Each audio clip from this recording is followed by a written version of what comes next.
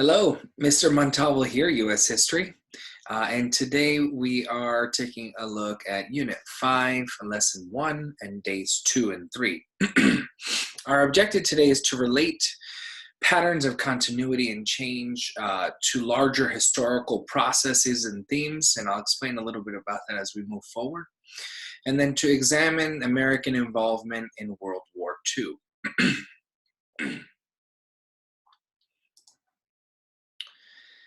Some important key terms for us to understand moving into this topic is, they are.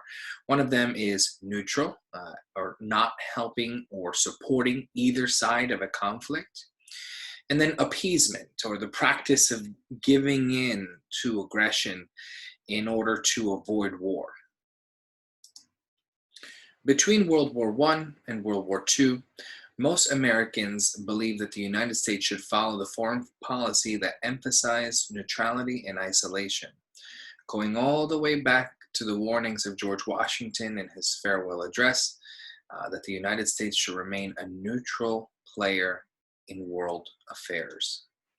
Now, the Neutrality Acts banned the sales of arms or even loans to countries that were at war in order to help maintain this neutrality. Franklin Roosevelt worked hard to build friendlier relations with Latin America, developing the Good Neighbor policy, which was meant to reduce intervention in Latin America. As a result, American troops were withdrawn from Nicaragua and from Haiti. He also recalled the Platt Amendment, which limited the independence of Cuba. Now, in Europe during the 1930s, several national leaders, in order to preserve peace, agreed to the demands of an aggressor, that aggressor being Adolf Hitler. Adolf Hitler continued his plans for European expansion, annexing Austria, and later that year, Hitler claimed the Sudetenland in western Czechoslovakia. As a joint act of appeasement, the British and the French gave Czechoslovakia's Sudetenland to Germany. Hitler signed the Nazi-Soviet pact with Stalin, and the two agreed not to attack each other. In September 1939, he invaded Poland. This event would be the event to start World War II. 2 days after Hitler's invasion of Poland, Britain and France declare war on Germany. Japan and 6 other nations will eventually join Germany to form the Axis powers. The Allied powers, as they would become known, included Britain, France, and the Soviet Union, the United States, China, and 45 other nations. Now, if we take a look at the development of the aggression and the expansion of the Axis powers, we can see what leads to the eventual eruption, starting from 1931 to 1939, the eventual eruption into the outbreak of World War II. On June 22nd, 1940, barely 6 weeks after invading, France surrenders.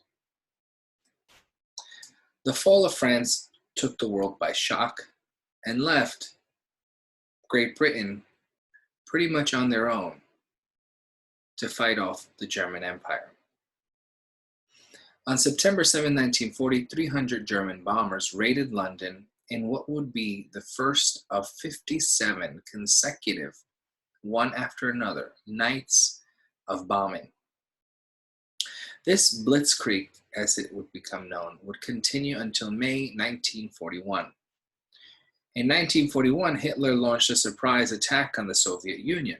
Now, the Soviets then joined the Allied powers to fight, breaking his compact with Stalin. Now, a valid conclusion based on a study of the years immediately after World War II, is that after times of war, a strong desire of American society is to return to a period of peace and quiet in foreign affairs, or neutrality, or isolationism. Now, the passage of the Neutrality Acts of 1935 and 1937 indicated that the United States desired to isolate itself from conflicts in Europe and in Asia. President Roosevelt sought ways to help the Allies. America still remained neutral in the war, and Americans sold arms to the Allies to help support them. The United States took steps to prepare for the war, even though they technically had no intent on joining. Congress approved greater spending for the military and the Navy.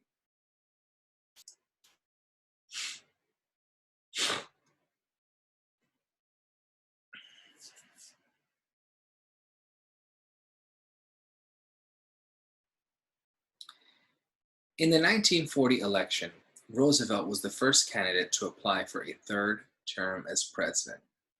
No president had done this, taking the precedent from George Washington himself. After a second term, all presidents did not take a third term. His opponent, Wendell Willkie, had similar ideas on foreign policy, and the public voted for Roosevelt. Running for a third term broke the precedent set by Washington, and by the end of 1940, German victories led to the government to pass the Lend-Lease Act. This allowed weapons to be sent to Great Britain even without pay. Now, the main purpose of the Lend-Lease program, enacted by the United States during World War II, was to assist countries fighting the Axis powers. The Lend-Lease Act of 1941 significantly changed the United States policy towards nations involved in World War II because it supplied war materials to allied nations without a formal declaration of war. Of course, calling into question in the international community the real intent of the United States to remain neutral. Now, this concept or idea of neutrality or involvement is a major debate in the American public leading up to the eventual involvement of the United States in World War II. And we'll discuss the reasons for that as we continue. So attached to this, this lesson is a close reading discussing that same topic. So for each of the primary sources, they either argue for neutrality or for involvement in World War II. Closely read the excerpts and answer the analysis questions below to better understand this topic. And then in closing, our exit ticket for today, try to explain American involvement in World War II. What did it look like according to what we've discussed so far? How was the United States involved, or how were they not involved? How were they somewhat involved, leading up to their eventual commitment and declaration of war on Germany and Japan? And that's all for today. Thank you so much for your time.